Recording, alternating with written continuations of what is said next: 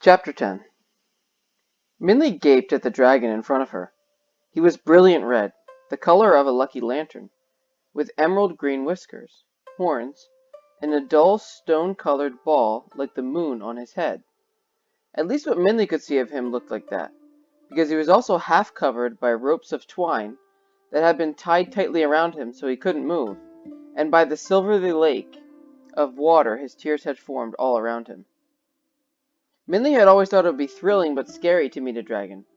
Her father's stories always made them sound so wise and powerful and grand.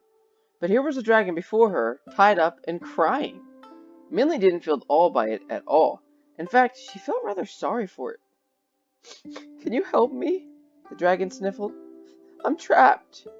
Minley shook herself and started swimming toward the dragon. "What happened to you?" she asked. "The monkeys tied me up while I was sleeping," the dragon said. "I've been here for days." Minley swam over to the dragon and climbed onto his back to get out of the water. There, she opened her pack, took out the small, sharp knife she had brought with her, and started cutting the twine. "Why did the monkeys tie you up?" Minley asked. "Because I want to go farther into the forest to the peach grove," the dragon said, "and the monkeys will not let anyone through. I have been trying to make them let me pass peacefully for days, but they are so unreasonable. Finally, I told them if they did not let me through, I would just force my way. They know I am big and strong enough to go through without their permission. So when I went to sleep, they tied me up." "Why won't the monkeys let anyone pass?" Minley asked. "Because they are greedy things," the dragon said. "They have just discovered the peach trees that make up the next part of the forest. The monkeys do not want to let anyone through because they do not want to share the peaches.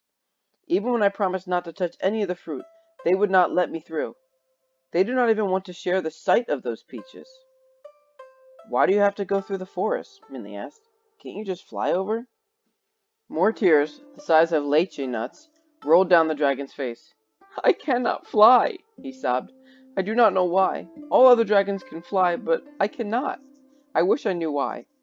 "Don't cry," Minley said, patting the dragon, feeling more sorry for it than ever. "I'm going to Never-Ending Mountain to see the Old Man of the Moon and ask him how to change my family's fortune. You can come too and ask him how to fly."